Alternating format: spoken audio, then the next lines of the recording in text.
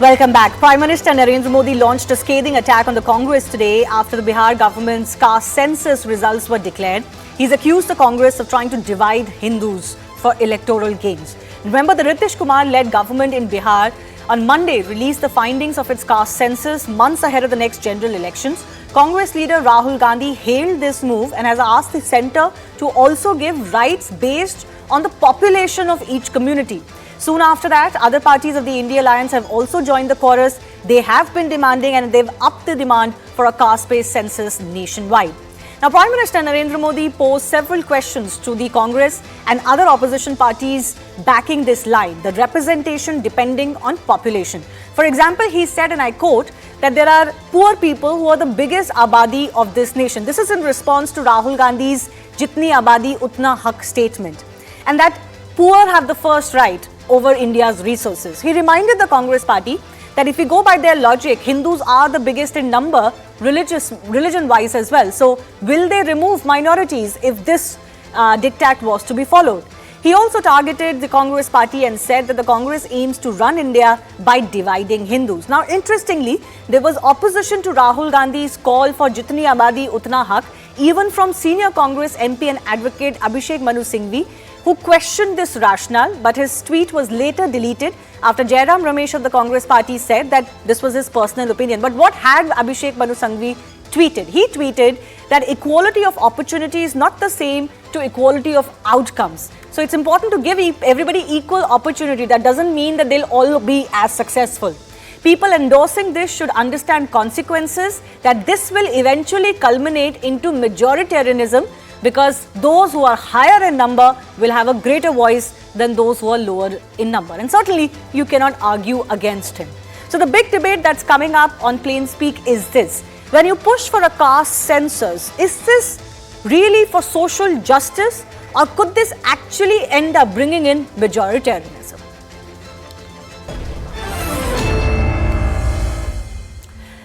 Let me go across to our guest joining us. Nikhil Anand is the BJP spokesperson. Bhavya Narsimhamurthy is from the Congress party. Dr. Sunil Singh of the JDU and Sandeep Ghosh, political commentator, is also joining us. Bhavya, let me begin with you. The Prime Minister has added to some of the questions he has posed to Rahul Gandhi and the Congress party. One is that if you go by numbers alone in the population matrix alone, then there will be only those who are higher in number who will have a greater voice, including groups like Hindus, and others will actually get marginalized. So when Rahul Gandhi says, Jitni Abadi Utna Haq, that is not the kind of democracy we follow. Is that not a faux pas, a wrong move on the side of the Congress party? You know, the very basis for social justice is of giving equal opportunity based on the number of people there are. And every needs to be represented on this table where, you know, the decisions are made, right? Whether it is power or distribution of resources, it should definitely be based on, you know, each community, because there are many communities who have been suppressed for many years. But wouldn't this also suppress those who are lower in number, especially the tiny minorities in the country, because their population is not too strong? You know, when BJP sees this caste census, they're seeing it in terms of religion. We need to see caste census in terms of caste.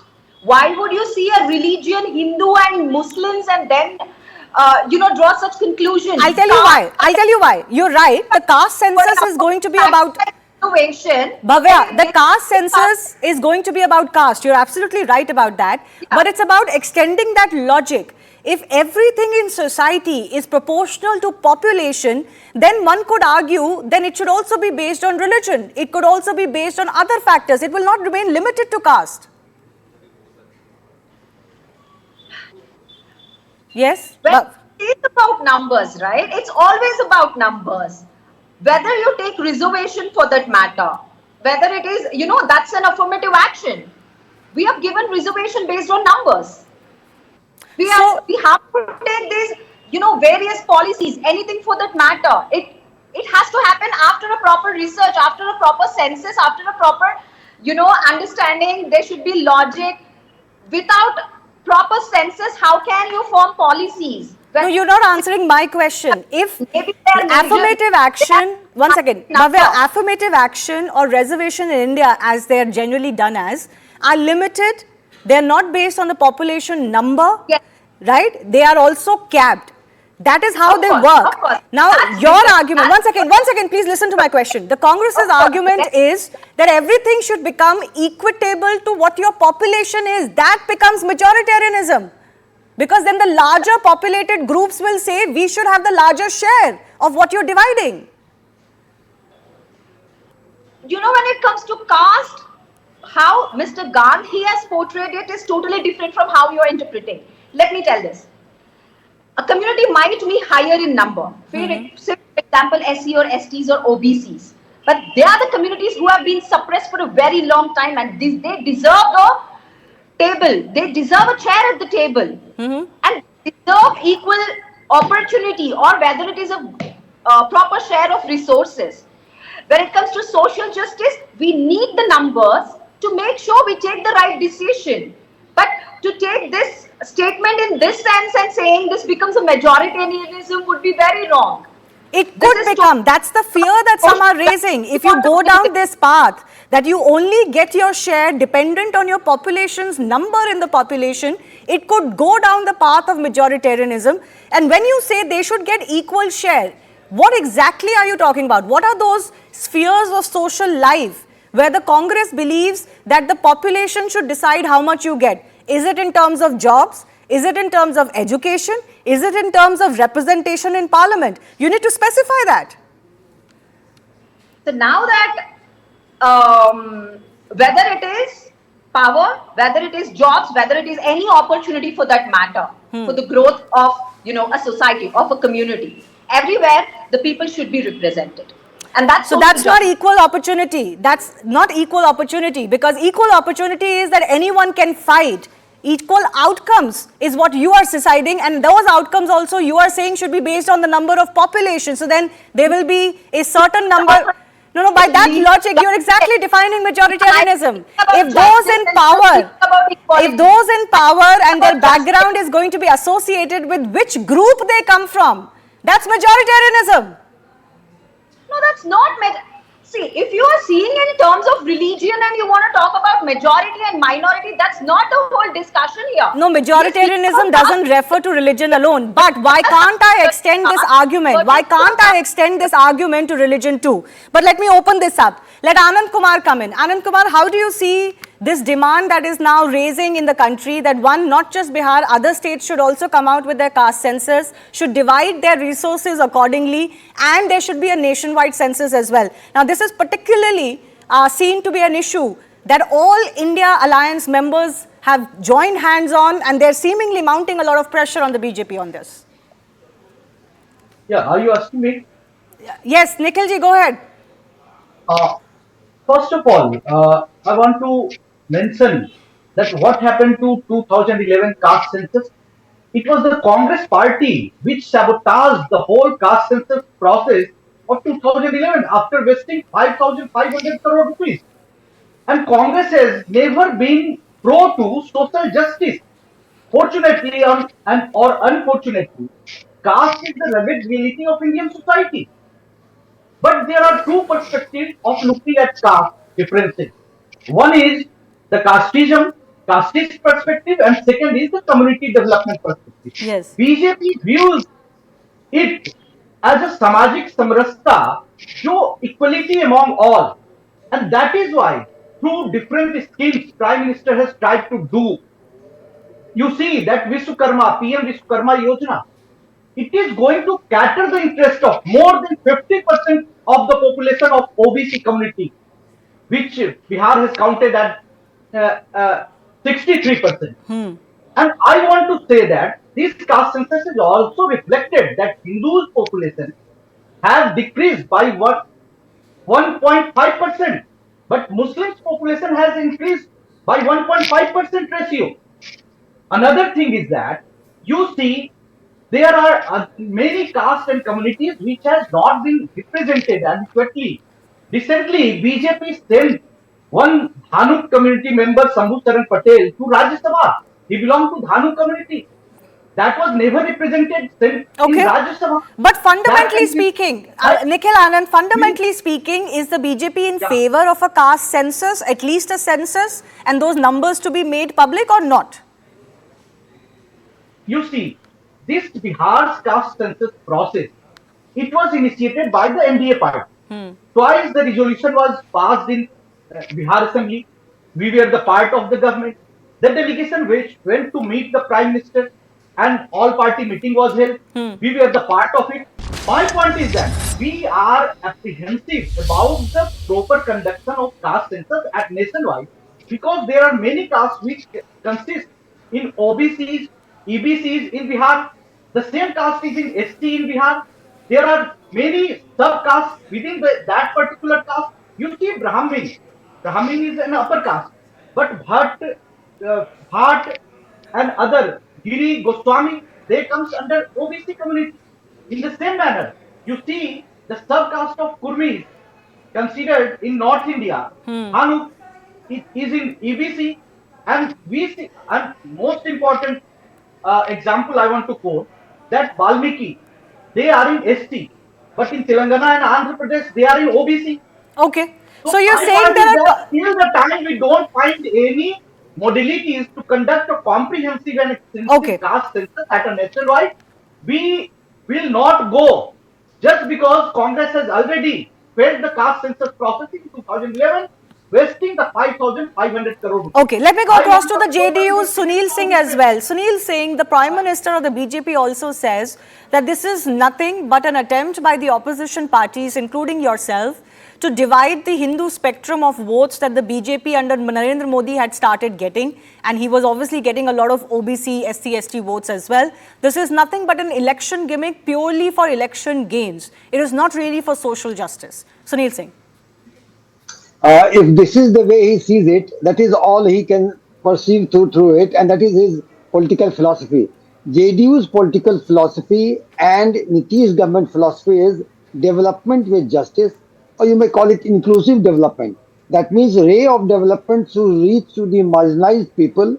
We give a hand holding, and they come into the mainstream. That was the plank. But sir, So when it was hand-holding doing does not mean, I come back to the fundamental point I'm discussing, equal opportunities should be our basis. It does not mean equal representation on the basis of population. Now, don't you think that it would be harakiri in a country like India if you decided who should get what share depending on the numbers of population alone? First of all, merit, where does that go? Secondly, that will mean that bigger population numbers get the bigger share. That would be completely opposite to social justice. That might be second stage. Today, what will happen is like when you know the socio-educational and economic status of all the castes, that way when you plan your welfare schemes and welfare policy, you concentrate on that in that particular area, on the particular caste. And that is the way for their upliftment. That is the main thing to be seen right now. And about that political this thing, jitni hissedari, that will come automatically when these things come into the real this thing. But right it will now, push for reservation. Oh, sir, I'm sorry to press on this. Fundamentally, this caste census is being asked for so that reservations can be decided on the basis of this census. If you already do reservations, then it's not the next stage. And it will already make sure that the larger population groups get the larger share. You're not answering that question.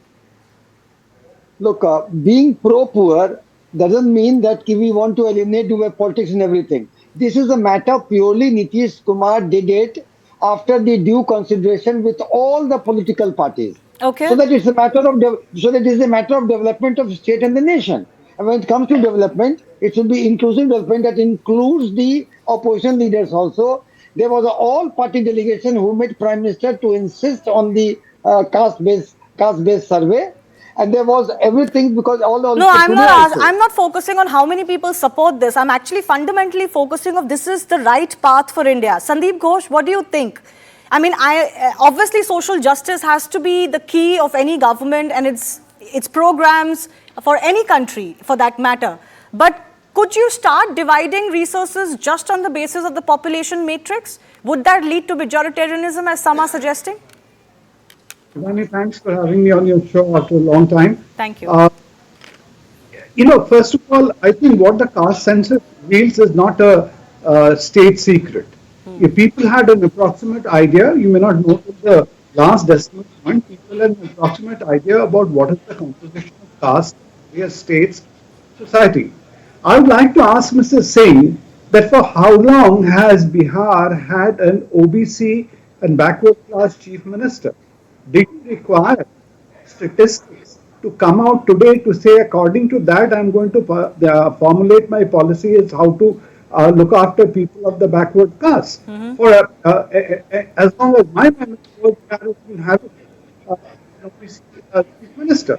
So that is really a sham. Now, when the point of majoritarianism was made it very well, you're replacing one majoritarianism, alleged majoritarianism with something else. The problem is electorally, as you are saying, people have considered BJP to be a Banya Brahmin party.